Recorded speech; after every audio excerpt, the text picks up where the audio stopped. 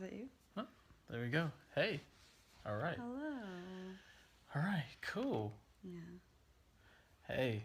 What's up, everybody? Happy Friday. Jumping on the scope real quick with me and my lovely wife, Hello. my boo. Hey. I'm trying to get on. I'm trying to get on myself. Hey. Cannot figure it out Devin, right now. what's up, man? Hey, invite some people. Hey, y'all, invite some people, okay? Invite some people. And we're going to take all questions about relationship and marriages. Hey, yo, James, what's up, man? Hello. Hey, how you Hey, doing? what's up? What's up? How you doing? We're doing good. How you doing? All right. I read that so far away. Invite some people. Invite some people. We appreciate the invites. Appreciate the love. Hey, hey, everybody. Hey, hey, How do you family. invite people? Hey. Oh, by pressing that little person icon in the bottom right. If you touch it and then press share, that's how you invite people. Oh, you learn something new Hey. every day. Oh, man. These are some interesting questions. How's the sex life? That's Are interesting. you asking how ours is? Man, well, mine's great. So is hers. Mine's great too. So Ours appreciation. Collectively, yeah, it's Doing it's pretty good. well. It's healthy. So, we're taking all questions. However, we will run that block party if it gets out of control. So, so what's up? What questions do you guys have about marriage, about relationships? About how to have a good one, how to have a happy one. Do you know the number one divorce of marriage is cause of money? That's interesting. I did not know. I knew it was in the top few. I know. She knew. She's smart. She's smart. I knew it was in the top few. But money is definitely up there. So, it's good to have stable income. How long we've been married? Almost 8 years. In February, it'll be 8 years. Eight great years. Wonderful years. Isn't that wonderful? That's cool. What you confirmed a lot for me earlier. I don't know if I have questions. Cool. I'm glad, James. I'm glad. How do you manage blended families? That's an excellent question because we have a blended family. My wife, when I got married with my wife, she had two awesome young guys, and our oldest now are 15 and 14.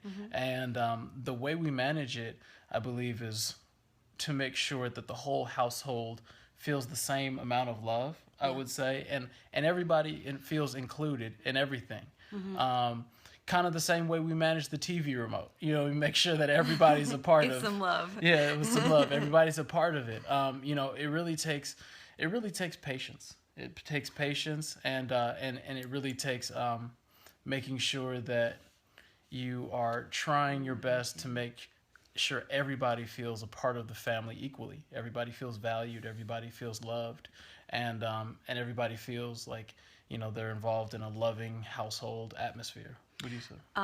I would say it's important especially for if it's a woman who has children. I guess the man too, although I'm not in that situation. Coming in, he's the father and he is the head of the household, and so we never have had the discussion. Well, like they're my kids, and you can't say like he has 100% authority. If we have any kind of disagreement about what to do with the older boys, I'm referring to like his stepchildren, my biological children. If we have any disagreement about that, it is the same type of disagreement two biological parents would have. You never hold the non-blood connection against him. He's an amazing stepdad. So on his part, I would say he has loved them just like they were his own children. I mean, really. And I had confidence that when we had more children, it was actually just going to make him see the big boys in a different light and love them even more. I never felt like he was going to love the little ones more. And it's true. I think that his connection grew deeper even to the older boys. But more importantly, I treat him like he is their father, which is what you should do.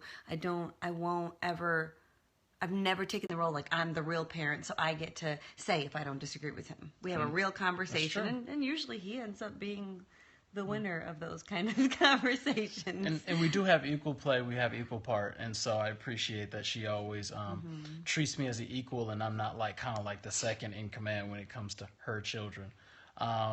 She has been married before, so she was married before, and that's where the two boys came. I was not married before. We had another question that came first, right after the question that we just answered. Do you all ever get bored of each other? No. No, really. I mean, No. like, seriously, we're not fronting. I mean, people who know us well, they know how authentic this is.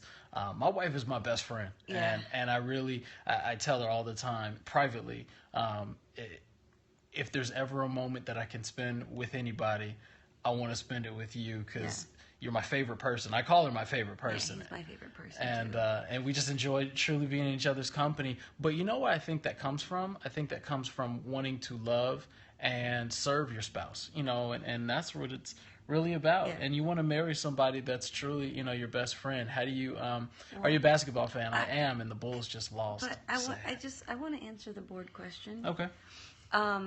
We'll get probably slightly irritated with each other before we get bored of each other. And I think that's a good thing. And when you get to that place where you don't even care, that's a problem. But as far as bored, he is so funny to me. He's like the funniest person. And those who know us well know that I think he's like the funniest person ever. Even when he's preaching, like when I'm laughing the loudest, because I think he's so funny. And that is, for me personally, that's a number one attraction, is sense of humor. And it always has been, always will be. Like, I'm very attracted to a sense of humor.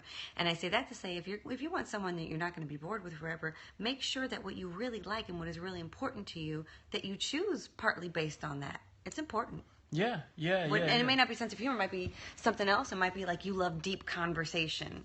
Right. Lots of long, deep and so you need to marry a communicator if that's what you like. Right. I think neither of us are into super long, deep conversation. We'd rather laugh. Yeah, we'd rather laugh. I mean, deep stuff is nice, but we like to laugh and keep it light, and that's our style. That's how we flow. And I think the most important thing about your relationship is finding how you flow. And I know that's kind of a lingo slang term, but just really finding out what's your flow, what you all kind of are comfortable with, and not being apologetic about it. If you guys like to laugh, together, don't let people say like, well, you guys aren't serious enough, you're not deep. No, it's cool. That's what you like to do. Don't hate the player. And so, if you like to laugh together, laugh together. If you all like to be deep and write poetry together, then spit that poetry together. You have fun with that. If you guys like to sing together, whatever you like to do we sing together.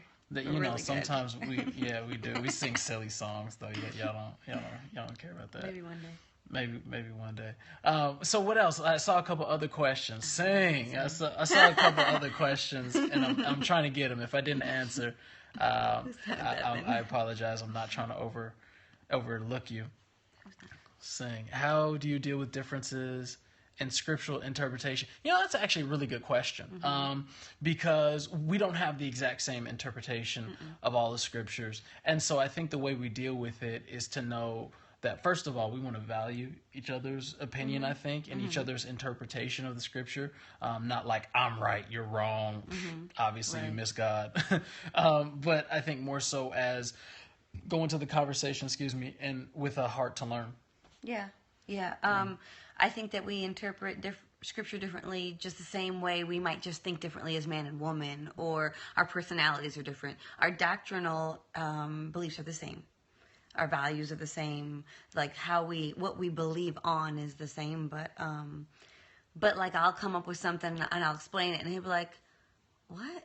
I don't know. I don't know if I see that, but okay." And he'll come up with something, and I'll be like, And so if there's anything, some girls are crazy out here.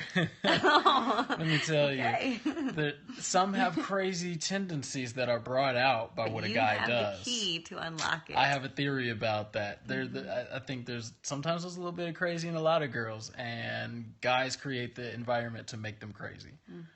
So, just my opinion. I've seen some crazy. Just joined, so not sure if you already asked, but do y'all pray together and do devotions together? Not on a regular basis, but somewhat. Yes, somewhat. We don't. I know some couples have regular devotion time. Our household is pretty busy. especially with 4 kids and just kind of schedules. And so sometimes it's not always possible, or the timing isn't always available. But sometimes, sometimes we will, and it's good. Yeah. Someone said, how do you deal with things when your spouse is away for a long time spiritually?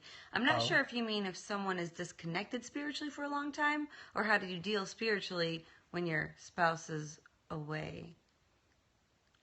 Do you know what that?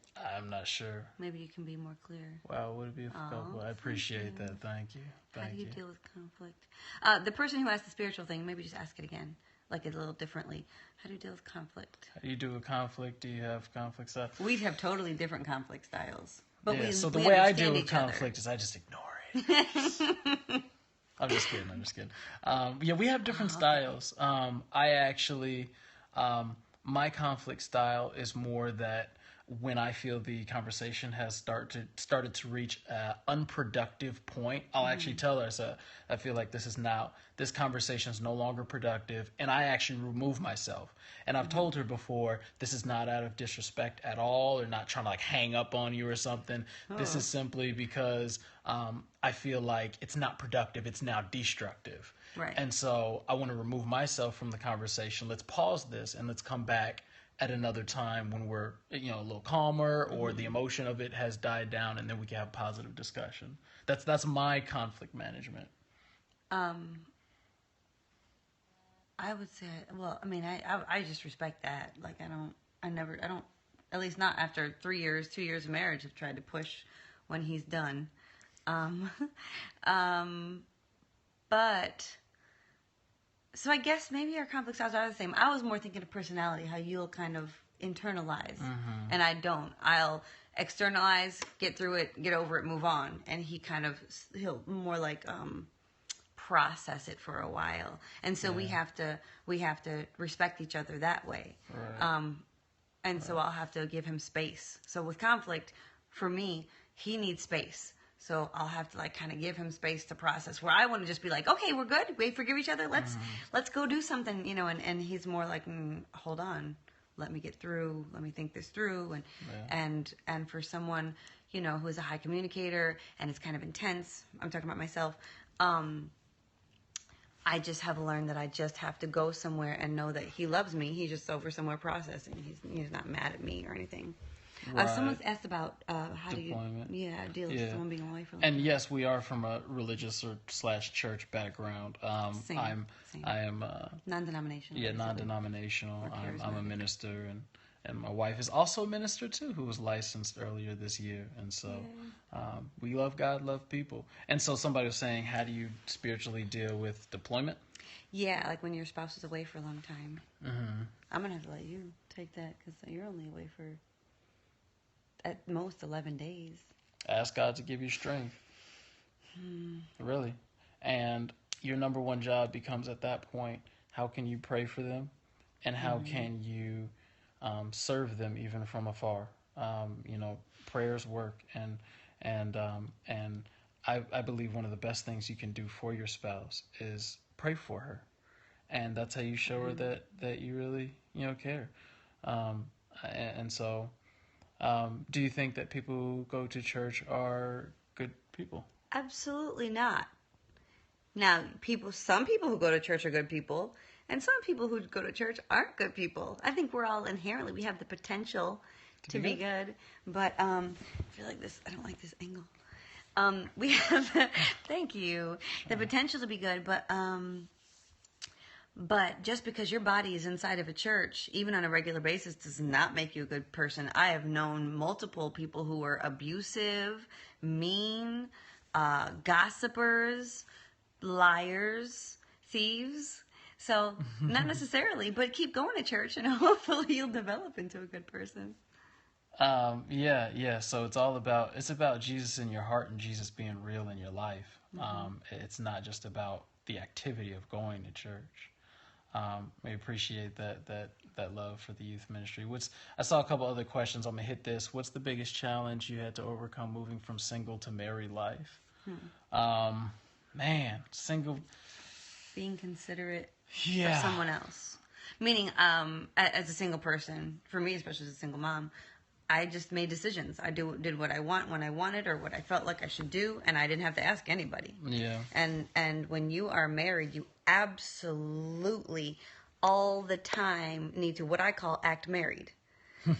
You need to be considerate about the person. Like if you're, they need to know what time you're coming home, when to expect you, how much are you eating, what are you eating, are you hungry? Like that's, for me, that's a big concern. Like I need to know, have you eaten? When you get home, are you going to be hungry? Or are you not? Like how hot should the food be? Like I know that's a one minor thing, but imagine that now in every facet of life.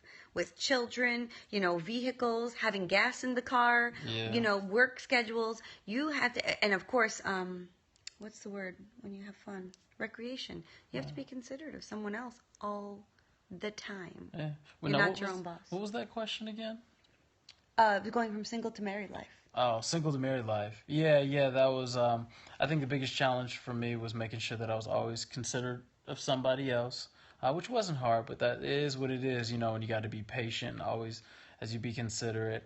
And I think being patient with my wife also, to make her adjustments, because she was a single mom for like several years before we got married. So I think it was all about, I actually had to be patient with my wife and this is, I say this, and I'm just joking, I'm not trying to be derogatory, the independent woman syndrome, where she's so strong that now me as a man could feel intimidated because I can't do anything for her. I can't husband or father because she's good. Like she's strong. I got it. Like I can do it. I can move the furniture. I can fix things that are like, broken. Babe, you got to chill. Like that's what I'm here to do. Getting gas in my own car. Yeah, like let me do it. That's that's what you married. And so I think I just had to be patient while she made that transition. From from independent, Wonder Woman. Oh, I'm a single ladies, and so I'm like, no, you married. So, I saw some more questions. Please repost if we didn't hit your question yet. Someone asked to expound on the gas in the car. I can get my own gas, but my husband feels that it is something that he wants to do for me to get my gas. So, and there are certain situations where I need to get my own gas, but if it's in his power, I need to let him know when my gas is low. See, leave it on E. If it's in his power, I need to let him know when I'm low on gas. Because I'm considerate of him, because he would rather get my gas. I prefer it because it's my service to her. So that's my preference, and I've made that known. And somebody asked, do we study together? Every now and then. We don't have set routine every day study together time, but sometimes we do, every now and then, or different occasions, and a lot of times we'll have conversation about scripture, about church, about revelation. Oh, God hit me with something today. And so those conversations happen all the time, and they will happen when you love God and you're just focusing on serving him and serving people, and you're working in a ministry, and so that just kind of happens naturally. Do we have some other questions? I saw a number of questions and I don't think I hit yet. So if you're still on, please re-question. Yeah, repost, and thank you for being so patient with us. Yeah, this my boo right here. This my bae. My boo too, boo. I got married at 31, so I was so accustomed to doing everything myself. I know, her right there. So we actually have 6.5 years apart. My wife is actually 6.5 years older than me. And so, I was a little younger and she was seasoned, and so, it's cool, but, I like it. I like it like that. How long have you been married? Almost 8 years.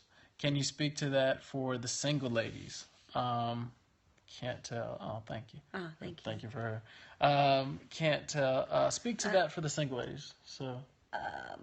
About speak to what for the single ladies? Can you be clear about what to speak to? 6 years older. All right, look at that. I like that. Yeah, you was on the prowl. Do you remember the season of your life? Life right before you met and knew you would marry. I remember the season of my life. When you say before we met each other, knew we would marry each other. Yes. I wasn't looking for a husband. And I wasn't looking for a wife. I actually had just broken an engagement off with somebody I had been engaged to, and we had been together for a couple of years. I'd broken off the engagement a month before we had met. So I sure wasn't looking to jump back into anything, or I wasn't looking to do any kind of rebounding. And I wasn't like some big time cougar. I had just stopped dating someone who was about 38. And this guy came along and he hadn't even turned 22 yet. But he spit some hard game. Like, he spit it hard. Like, he was persistent. Ain't nothing but a number. He said that to me. Because I told him basically he was too young. I said if you were 5 years older, I'd talk to you in a minute. And I had to set her straight. And then he texted me back. But God, come on now. But God. I said, don't you miss your purpose and destiny. Don't miss it. And so I gave him his chance. I told him he could bring me some chocolate if he wanted to see me. And he brought me Godiva. So, there's a lesson learned right there. Don't bring no sixlets. Bring the girl chocolate. Bring her Godiva. Not from the gas station. You right. gotta go, go to the nice store, okay? But and he taught me that he was one of the most mature communicators I had known as far as men. He was just awesome. No sixlets, that's right. No Although you can bring me sixlets. I love sixlets. I'm just making a point.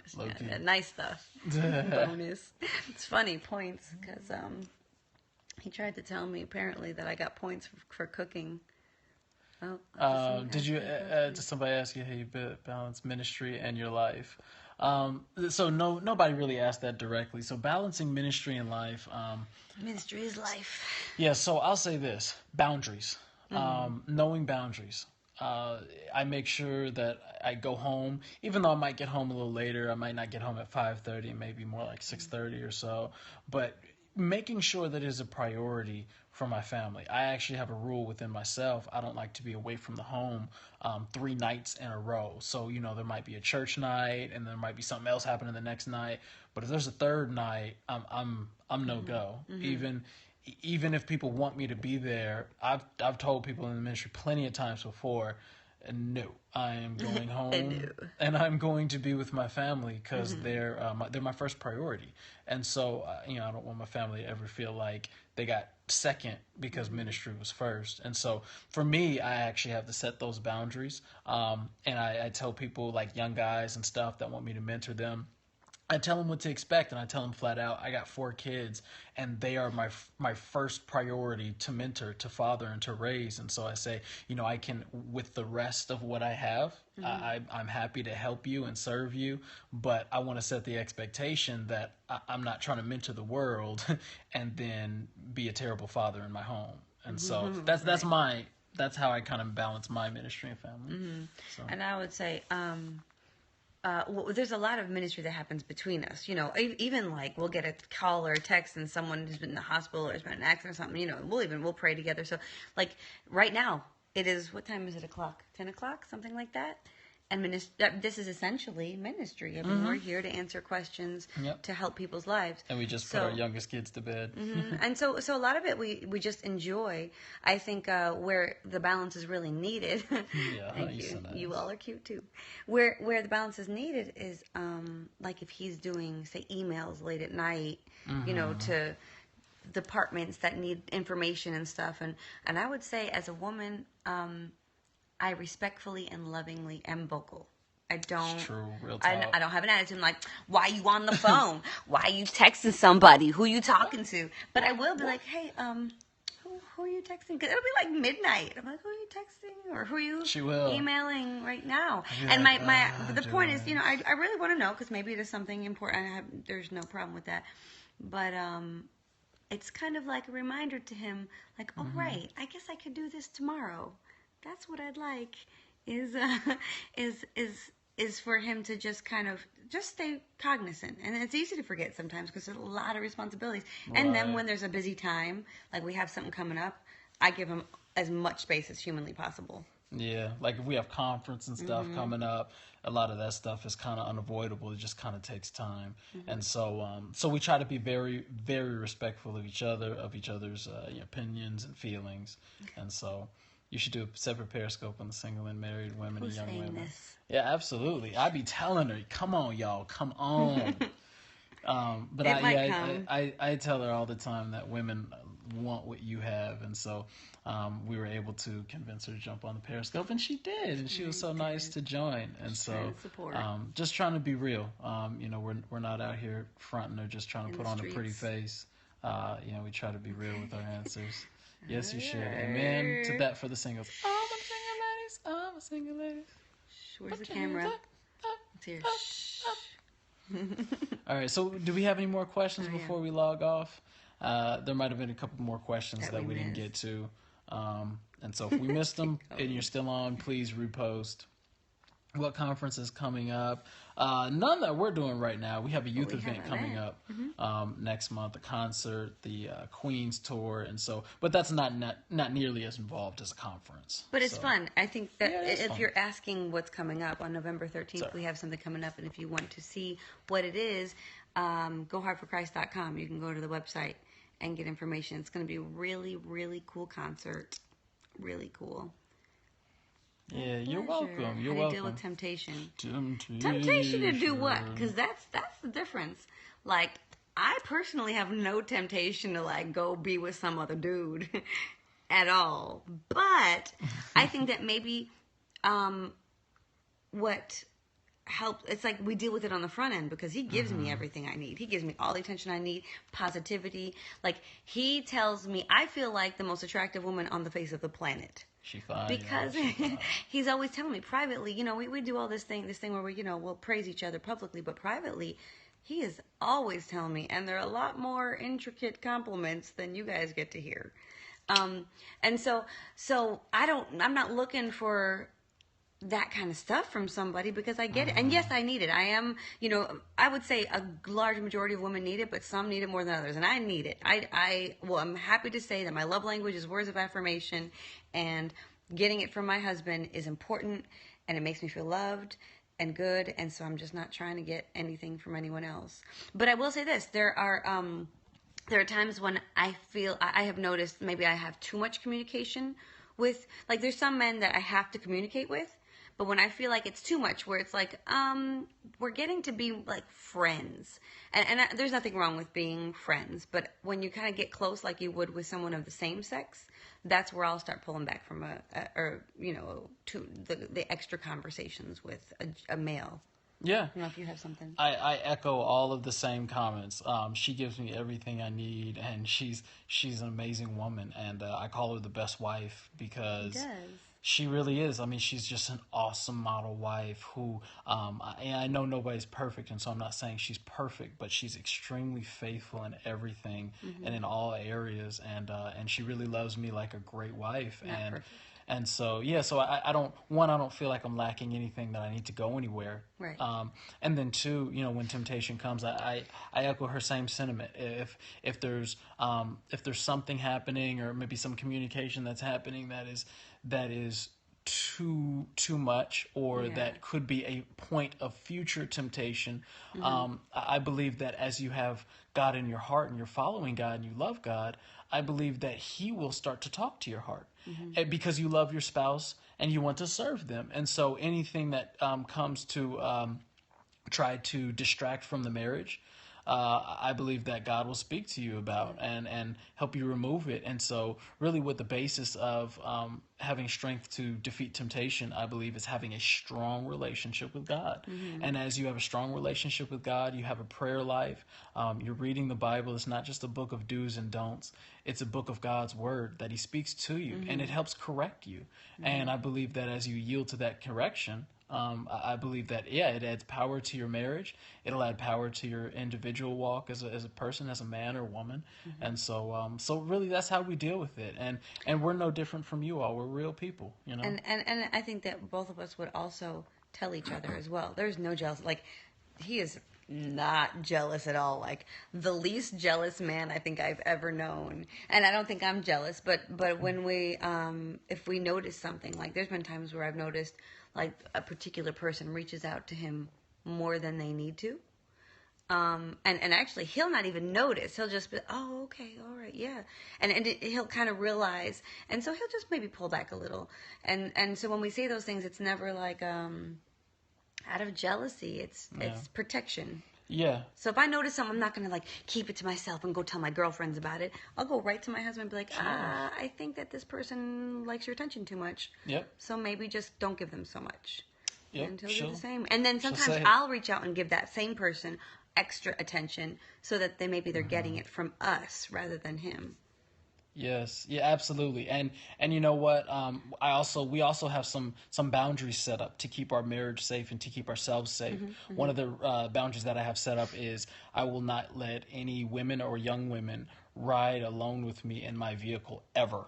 Um, it will never be me and someone else who is not blood related family Right, in right. our vehicle together. So I won't be giving some young lady a ride home who's stranded or this or that. I mean, I'll help them make other arrangements, but that's to protect my safety and the safety of our marriage. All kind of weird stuff happens, and even furthermore, I don't want anybody seeing anything that could That even they could think, potentially right, right.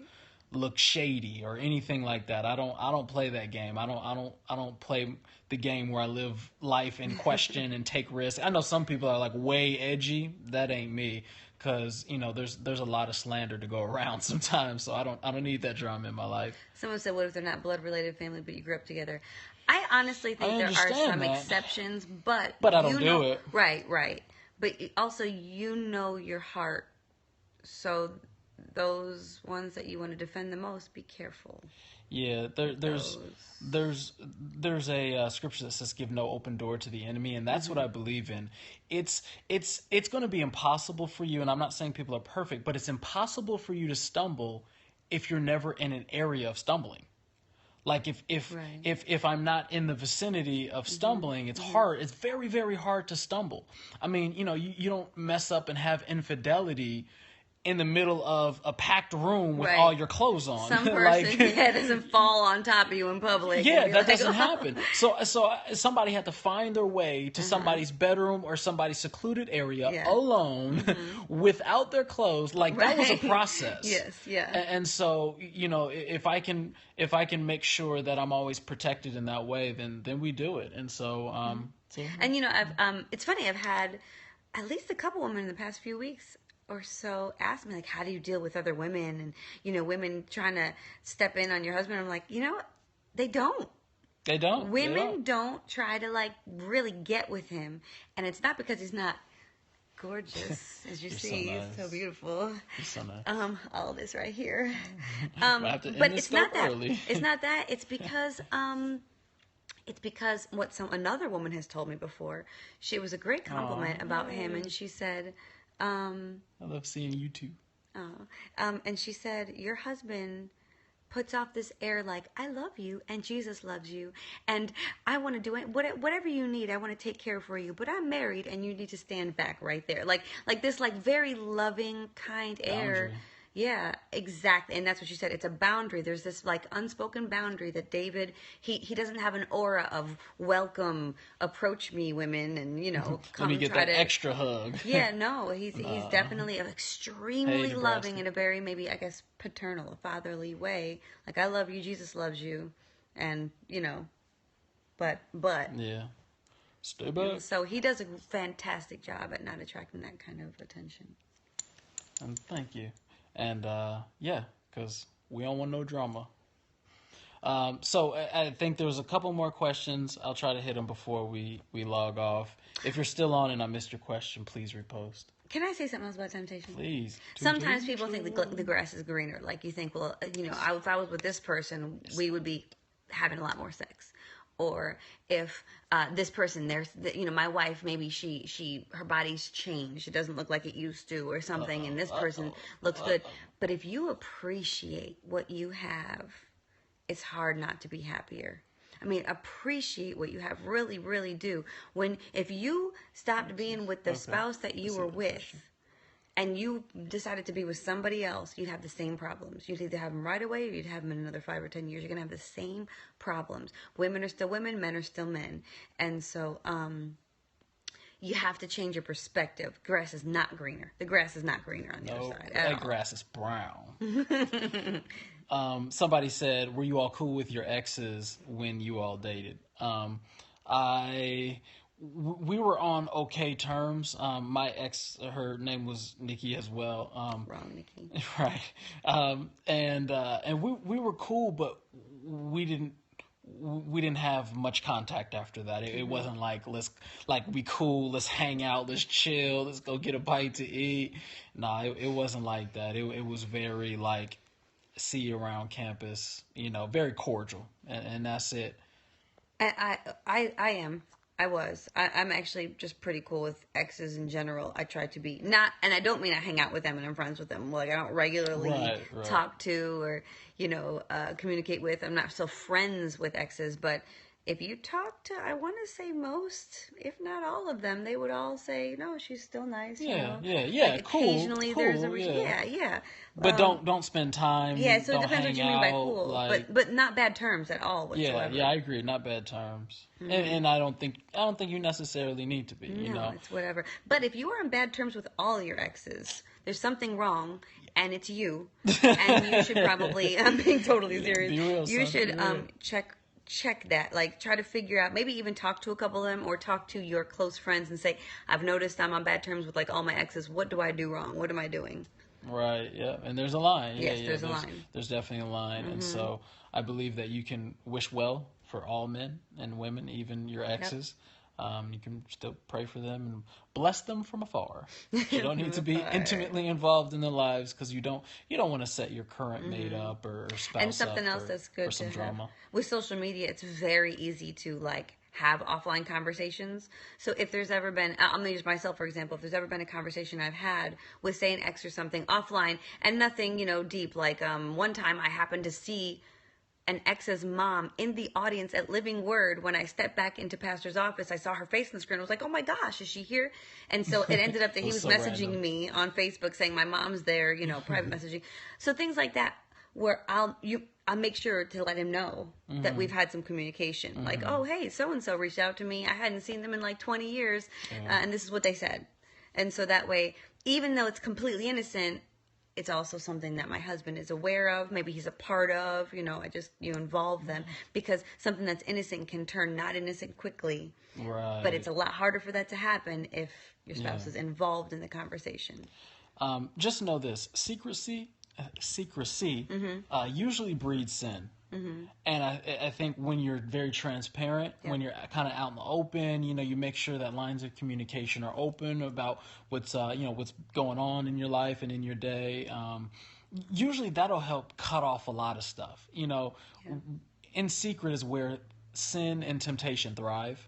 But when you bring that stuff out in the open, it's hard for that stuff to continue to grow and thrive. Yep, openness. Yeah. Openness. Again, even if it's still innocent, even if it's something innocent, you just tell your spouse, just tell them what's going on, just in case, so they know, so they don't feel betrayed. How do you resolve conflicts?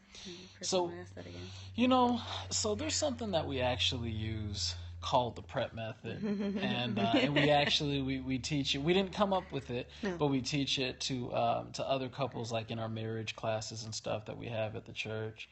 And the prep method is basically being a better listener and better communicator. And so, I'll have a chance to speak, she'll have a chance to speak, and then basically I'll say what's on my heart, and every maybe 15-20 seconds I'll pause, and she'll basically restate or rephrase what I've just said. And then I'll say, yes, that's correct. And then I'll say my next portion. And then she'll rephrase. And I know it kind of sounds like mundane and tedious, but you will feel so heard and listened to and understood after your portion. And then the other person goes. And the exercise is all about listening. It's not deep. It's just all about making sure the person feels understood, and it makes you slow down. It makes you listen, because you'd be surprised sometimes how hard it is for you for 5 minutes of that to actually not respond, just listen. All you're doing is paraphrasing. You're not responding to what they say. You're just listening. And so it really helps solve conflict. It helps bring the emotion down. It helps you understand what the spouse is saying, and then they hear what you're saying. And like, seriously, you feel like you just want to hug them afterwards. Like, you feel you heard me. And it's like, I love you. You understood me. Now, you could have resolved nothing, honestly. You may have resolved resolve the conflict at all, but however, you feel what you really want. What you really want when you have a conflict is to feel understood. Yeah. You don't have to agree. You'll find you don't have to. You're not going to agree on everything. You don't have to agree, but you do have to understand each other. You do have to seek to understand each other. Like, I want to know his thoughts, his feelings, how he operates. I want to know what he was thinking last time so that next time I can handle myself better in a way that pleases him and makes him happy and doesn't hurt his feelings. Or, I want to make sure that I understand him. And so when he does it, I laugh because, like, when we start getting a little, like, when I start getting kind of like, what, he'll be like, so what you're telling me, what I'm hearing you say is, and as soon as he says it, like, first of all, it's funny to me because he's funny, but as soon as he says it, I immediately feel like he cares. I immediately feel like, oh, he wants me to feel understood. I don't even care. I don't care anymore. I don't care about the problem. I feel like he cares that I feel understood.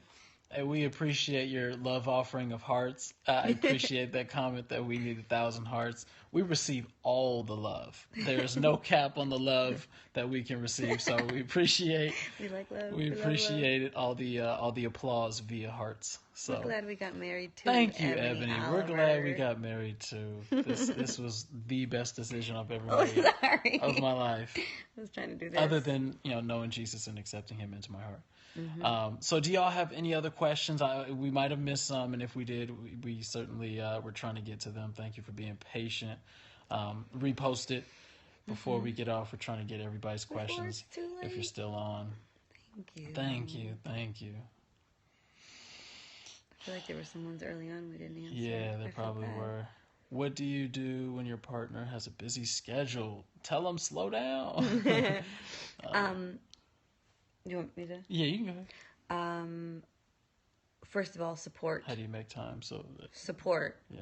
But in the process of supporting, make sure you're communicating out loud words to your spouse in love without attitude at a time when you're not feeling emotional about it. Don't wait until you're up. I've had it up to here and now I just need to talk to. When you just need to get it off your chest, go in a room somewhere and do something else with it. Take your shirt off. Get it off your chest. Yeah.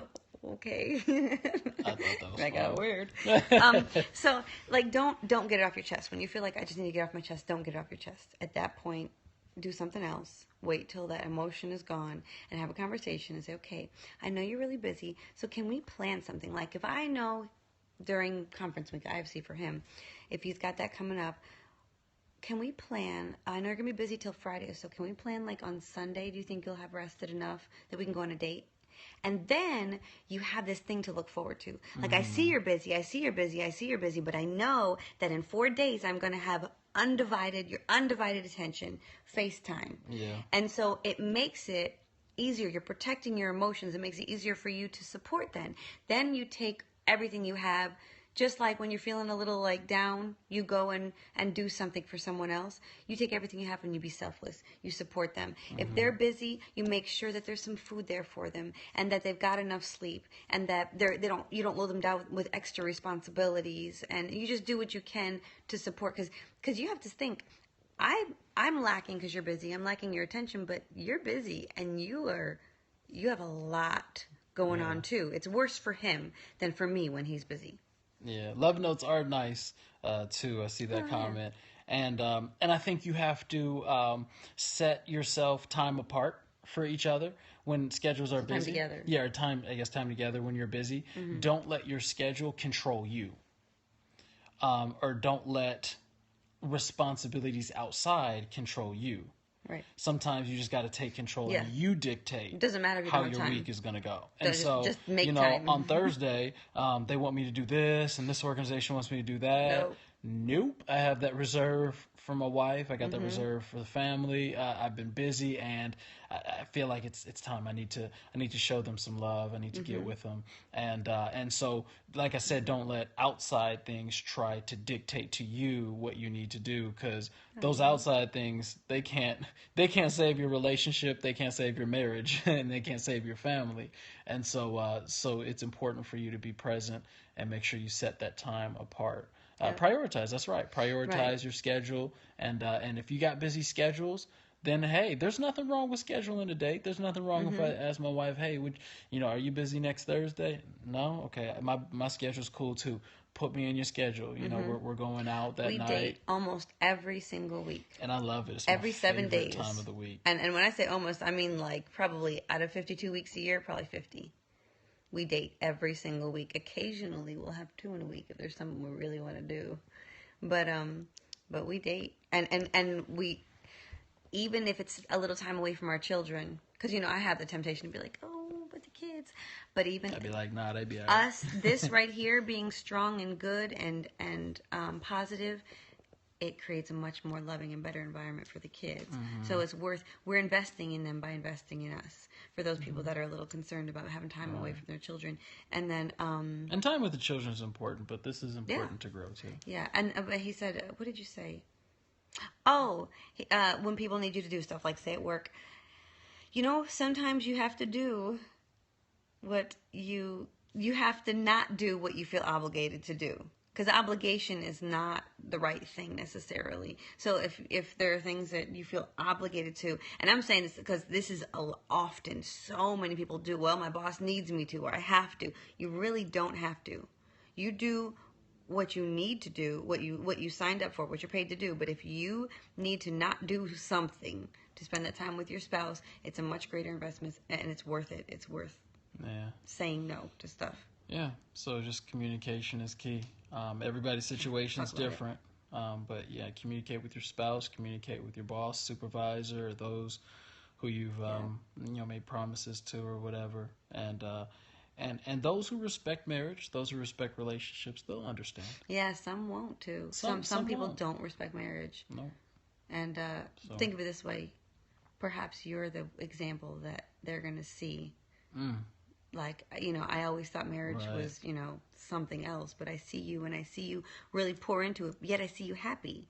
Maybe there is something good about marriage. Tell me about marriage. All right, so did we hit all the questions? Hey, what's up? What's up? Hello, how you doing? Hey. Jacqueline Denise. Awesome. Well, we appreciate all the love. We appreciate all the comments, all the hearts. They don't. So if you have any more questions, hit us and we'll try to finish up here. I know we've been on for quite a minute. I thought I was too tired for this. Sharing. She did, but I told her, I was like, I'm up for it. You're so welcome. Tired. You're very welcome. Oh, yeah, thank you. Yeah, you're watching. very welcome. Very welcome. Yeah. So I told her you'll wake up. He did. And people will respond and they'll interact and you'll like it. So, all right, well, we appreciate all the love. I guess y'all all had a question, so we did our job. And so we just want to encourage you. Be selfless in your marriage. Be selfish in your relationship. And as you're selfless and as you really love them truly and wholly, we believe that you will set yourself up to have a great marriage and a great relationship. And I want to encourage you, include God in your equation because He is love and He will help you love them better. How do I get my husband to be more intimate, non-sexual? You want to take this as a long woman? Answer. That could be a lengthy answer. If you know about love languages, I would say it depends on the husband. See, there's so many ways. I have questions to answer that question. Like if he's willing to work, I would say learn about love languages. Then as you start pouring into each other and feeding into each other's love languages, you'll start receiving back. So if it seems like it's not feeling very loving right now, I would start by figuring out his love language and selflessly just giving it to him. So if his love language is service, selflessly start doing things for him. Clean his car, do whatever his chore maybe around the house is. Do it for him, every other time. Make sure there's some dinner for him. Do things. And it sounds very like wife domestic, and that's not the point. It's service. If his love language is service, do acts of service for him. If it's gifts, get him little gifts, whatever it is. Yeah. So if you don't know about it, you can get the book, The 5 Love Languages. You can probably find YouTube videos if you're not really into going and buying a book or reading the book. But it's The 5 Love Languages by Gary Chapman. Find out his love language and start pouring into him. When you start seeing a response from him, don't do it to get a response. Do it because you love him. Right. But okay, good, you got it. Okay, so once you start seeing that he's like, because at first he might be like, what are you doing? If he's not used to it, if that's not how you behave normally. Once you start seeing him kind of come around, be like, wow, you really you're really, doing a lot for me. You'll start seeing that you're making him feel loved. Again, it's not about you at this point. This is to make him feel loved. Once you start getting there, then open up a conversation. Maybe ask for a date or ask for some time. Can we talk? Open up a conversation and start explaining love languages if he doesn't understand it. Or if he already understands it, but maybe he's not really doing it. Because what you're looking for is not just intimacy. It sounds like you're looking for love. What you're calling intimacy, but for you it might be quality time. You might want FaceTime. That might be love for you. So start talking to him. Say, the way you've been feeling, I kind of need the same thing, and this is what I need. And and really make it's a science, and men like that science. They like no questions, not like left up in the air. I don't know what to do. Give them like a step-by-step, simple instructions, and they will listen. David knows, at the beginning of a relationship, touch was not his love language, but it's one of mine.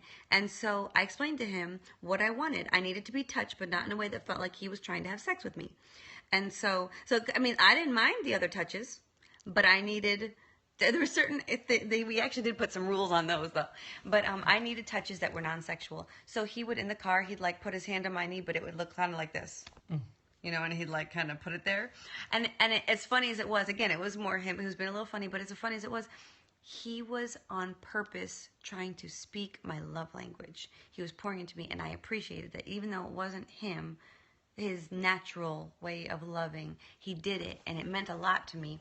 And so now it's easy. He touches me all the time. He'll wake up from sleep in the middle of the night and like, we call it tickle scratch my back, where he'll like do this stuff to my back lightly, like in the middle of the night, not even realizing it. Totally non-sexual. It's just now automatic for him. It's second nature. Right. So I have to say you can develop love languages and then just always feel loved. Yeah, and I just want to jump in. I think we're talking about terms that maybe a lot of people that don't really understand. The 5 Love Languages is a book by Gary Chapman. It's an excellent book that we recommend. Great, glad that helped.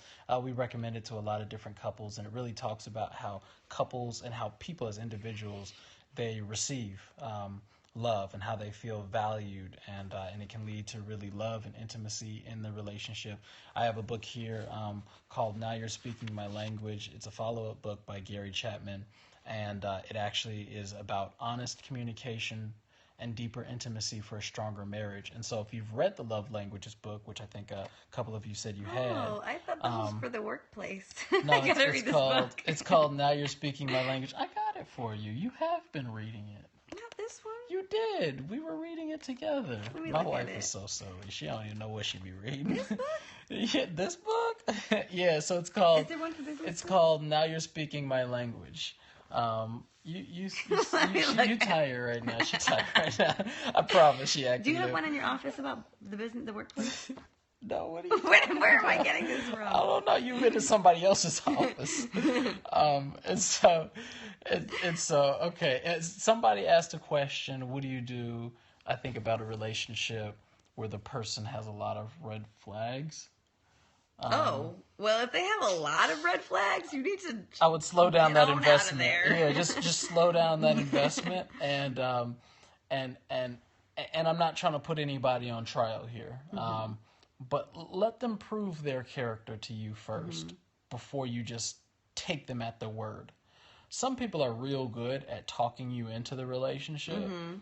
But the character and the story of their life thus far has told a different story about how they are. Right. So if you see a lot of those red flags, I'm actually real slow into relationships, and obviously I'm married now, and so not romantic relationships, but even real slow into friendships. She'll tell you like my circle's pretty close, and I'm real slow into relationships and friendships because I like to observe the character of people. I like to let that tell me the story first, so I start to get to know the person before I'm all the way invested. And so I believe romantically, let their character kind of tell you about who they are and how they are before you just get real invested. I mean, if you see a lot of red flags, I would pull back. I mean, a lot of times when there's smoke, what is there? There's fire. There's fire. So, so I'm not saying doom and gloom. I mean, it might be a different story, but just be careful. And something I want to point out for the ladies,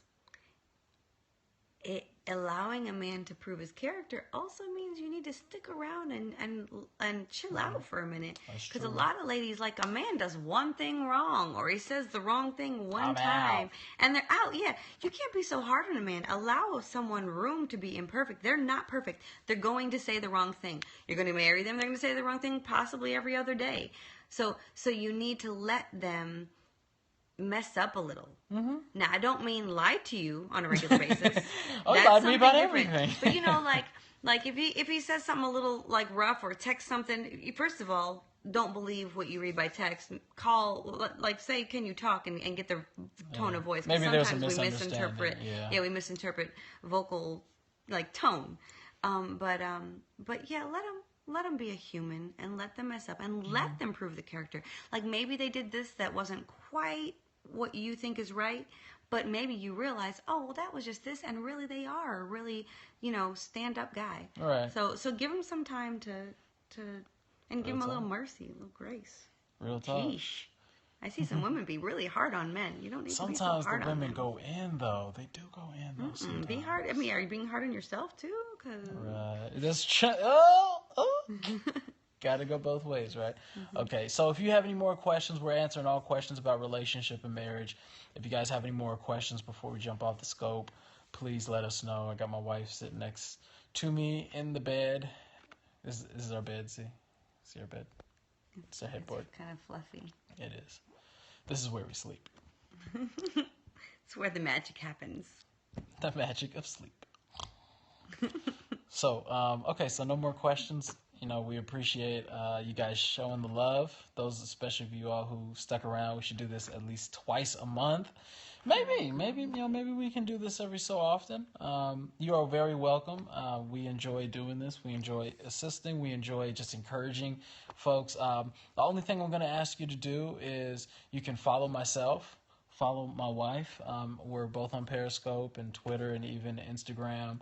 I'm not like on Periscope. I've never done a Periscope. She's getting used to it. So, and then share this with somebody else. I know this was a long scope, and so people might not listen to the whole thing. But anybody that you know who's interested in relationships, interested in marriage, maybe they're in a marriage, they want a better one. Maybe they aren't dating anybody, but are looking to date somebody soon.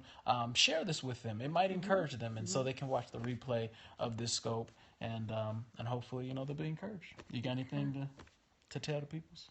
I don't think so. Okay, cool. Well, we are going to sign off for the night and enjoy the rest of our Friday night. And we will see you soon.